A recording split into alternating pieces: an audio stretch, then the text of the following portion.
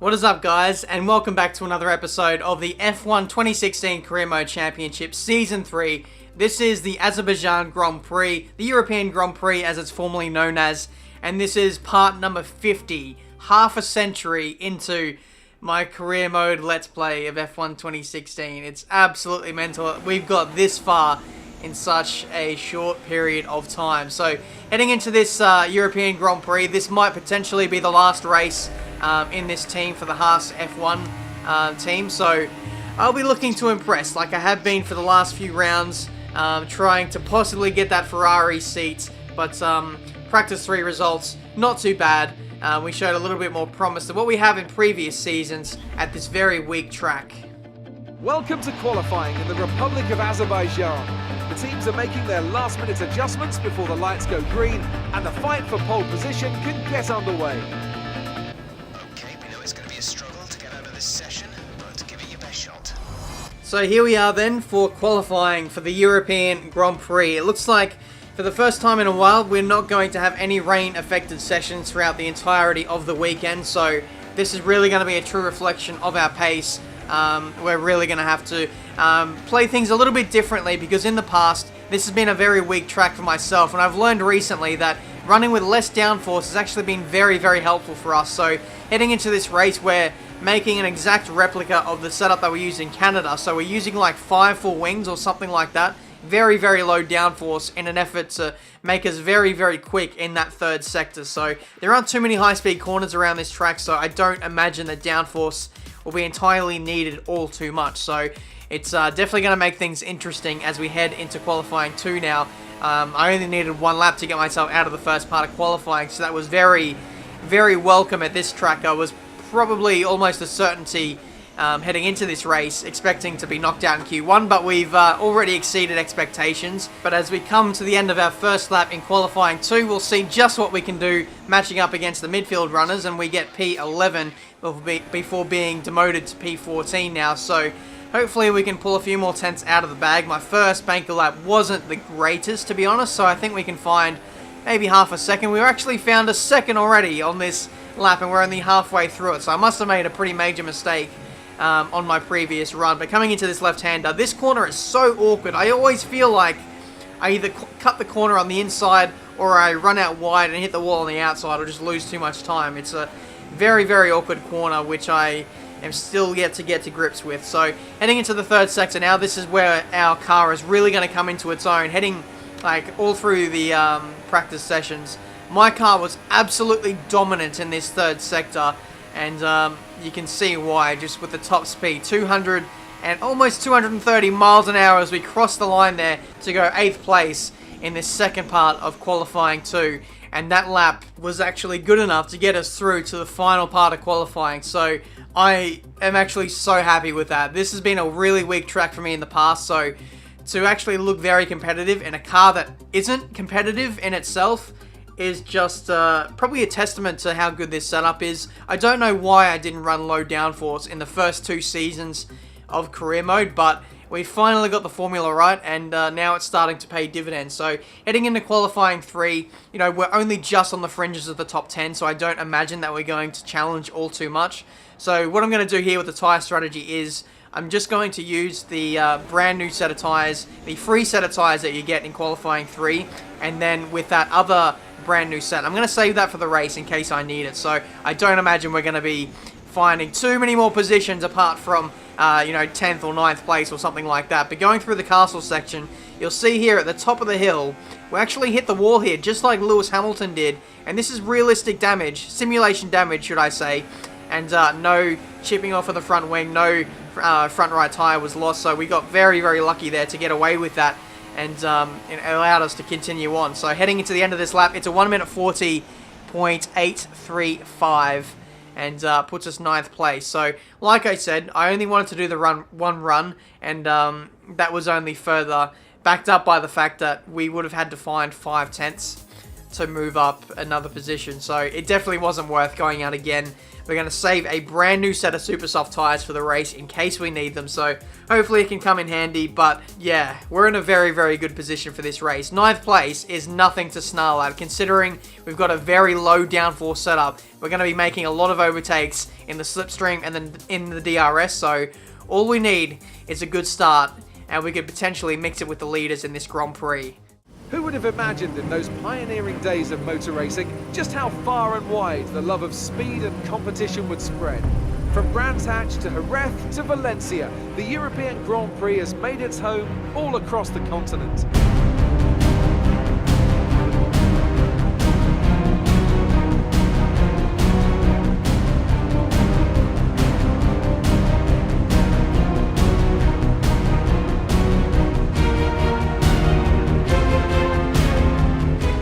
So here we are then on the grid of the European Grand Prix, starting from 9th place on the grid.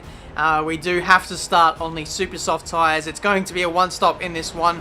It's a very close contest between doing the one-stop and potentially a two-stop. So if there is a safety car that comes out, we may well switch to a two-stop. But here we go, ready for this race to get underway. 5 red lights, and away we go for the Azerbaijan Grand Prix. It looks like a little bit of wheel spin off the line, but it doesn't lose us any positions heading into turn 1.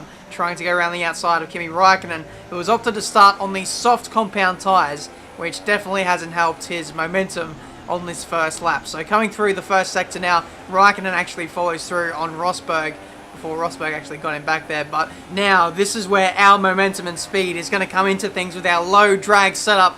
Bit of slipstream and late under brakes into this left-hander. We get up the inside of our former teammate Pascal Wehrlein, moving inside the top 6. There's a yellow flag briefly behind us before it goes back to green. There's someone up ahead going very slowly. I think it's Hülkenberg and also Ricciardo. There's a safety car now on the first lap of this Grand Prix. And we did something very, very sneaky there. After the safety car came out, we just took an extra second to slow down, and we actually gained 2 positions there under safety car, but the game actually hasn't recognized that. So that's a net gain of 2 positions. We're into P4 now, and I actually opted to go into the pits, like I said, to switch to a 2-stop in this race. So what we're going to do now is we're going to flick onto the medium compound tyres and run a long way into this race, and then potentially at the back end of the race use that brand new set of super soft tyres that we saved in qualifying 3. So I think this might work out for us here. We're not going to lose too much positions.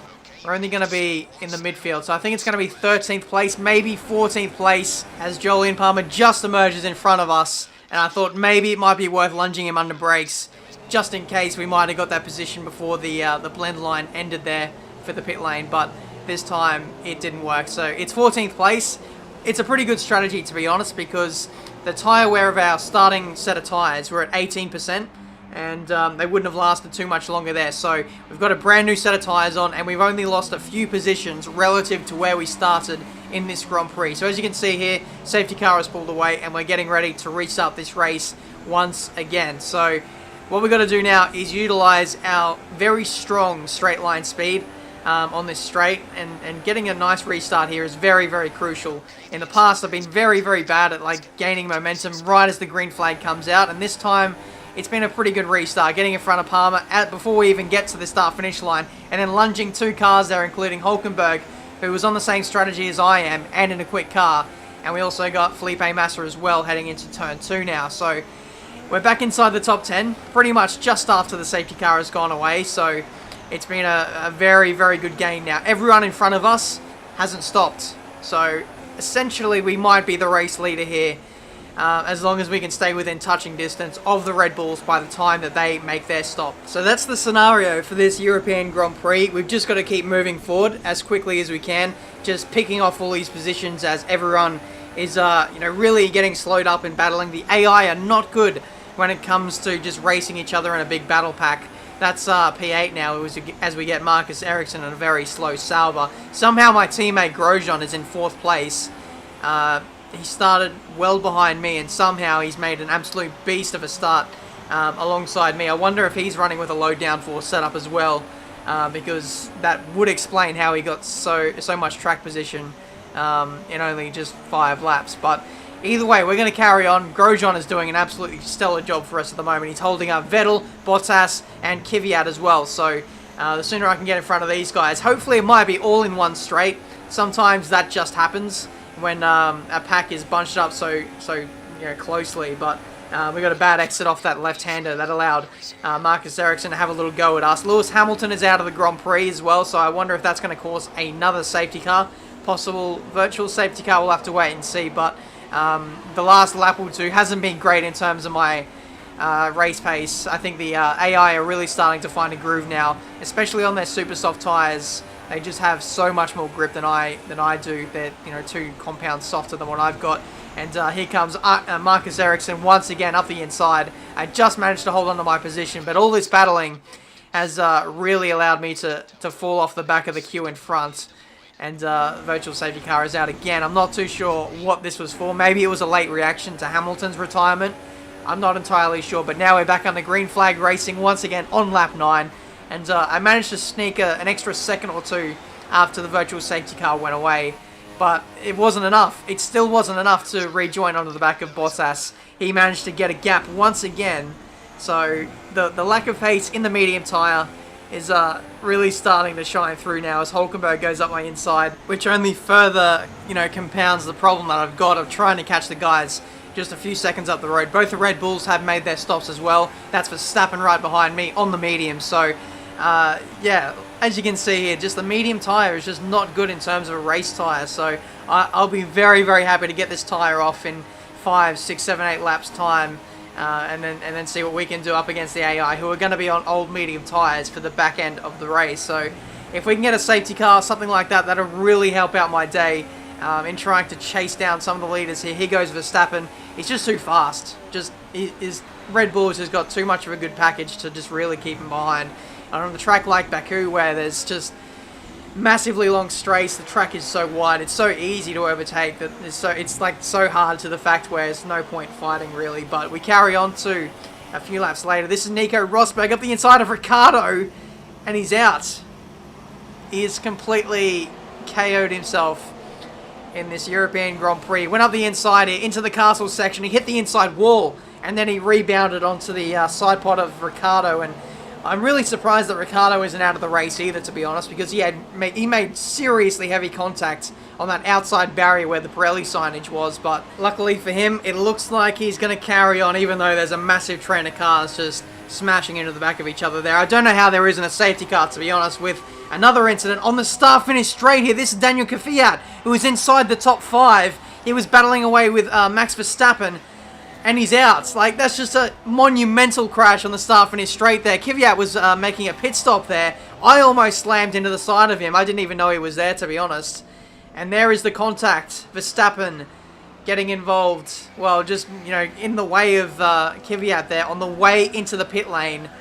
And really, through no fault of his own, well, you can't really say that. It is Kvyat's fault, to be honest, but very, very unfortunate to be running in such a good position like that and to be out of this Grand Prix. We came so close to Kvyat there. I got to buy a lotto ticket after the luck of me getting away with that one, but can't believe it. 2 Red Bulls involved in 2 huge crashes in the space of 60 seconds, but lap 16, we're coming into the pits now to fit on the super soft tyres. I was anticipating a potential safety car, maybe a virtual safety car, but I think this is possibly the earliest point where you could come in and make a set of super soft tyres last to the end of the Grand Prix. I was thinking about maybe going softs to the end and being, a little bit more consistent in terms of lap time, but I wanted the grip advantage just in case a safety car came out. We've seen so many crashes over the course of this race that I really wouldn't rule one out, so I just want to have that additional grip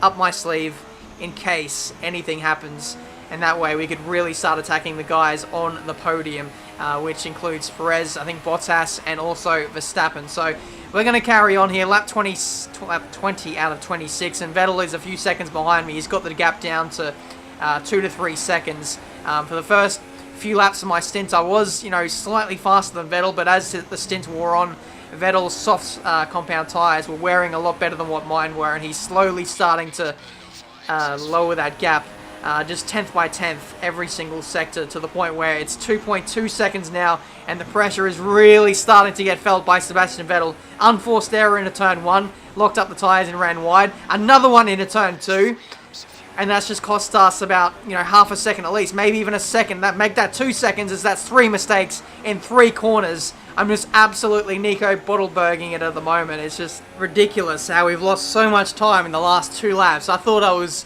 really composed over the last few laps, and it's just absolutely gone to crap, to the point where Vettel is probably going to overtake me on this straight here. Here he goes around the outside. I've done my best to really avoid him getting slipstream, but there's only so much you can do in a car that is lacking just overall grip and a little bit of downforce as well. We're doing the best we can to maximize every single corner, every single exit, but when Vettel's in the slipstream, when he's in the DRS, there is not too much you can do apart from, just move over a little bit, try and squeeze him, and just do the best job you can. Not the best exit there. Vettel is going up the inside into this right-hander, into the castle section. We leave him the space, but Vettel has absolutely left us none, and we're out. Tough luck. Vettel has got his revenge after the Canadian Grand Prix, where we have ping-ponged him in Canada. He has absolutely ping-ponged us. He snookered us into the castle section. You'll see on the replay, up the inside, Vettel cuts the corner as well, and then we just get stuck to each other's car, and I'm the massive loser out of that, in the wall, out of the Grand Prix. I just can't believe it. What is it about Sebastian Vettel and myself having this huge rivalry? We've come together again, and this time Vettel comes out on top. Okay, I made contact. I think my nose is damaged. There was always gonna be a crash. No way, with the speed he had, he could have done the corner. I can't believe that.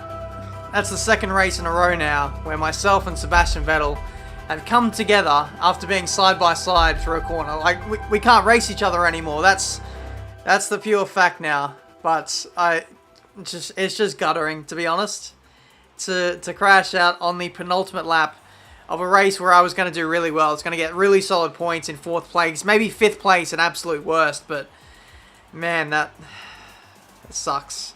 Considering, this was supposed to be a really weak track, and we did so well in terms of strategy to only throw it away at the end there. It's just annoying as well, because you get stuck to another car when you're running side by side, and there's absolutely nothing you can do once you're stuck to the side pod of another car. But that's been this video for today, guys. The European Grand Prix. It looks like there is no offers from another team as of yet, so we might have to wait until the next episode, or possibly after the British Grand Prix, like a few of you guys suggested. So I'm going to keep my my emails open, eagerly awaiting that offer from a top team, hopefully. Imagine the scenes if we get an offer from Ferrari after what's gone down in the last 3 races.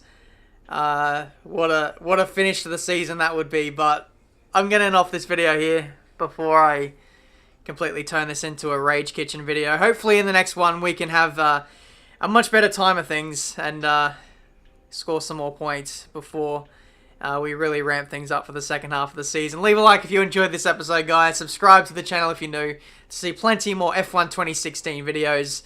And I'm really eager to see how the rest of this Season 3 of Career Mode goes. I really want to beat Vettel.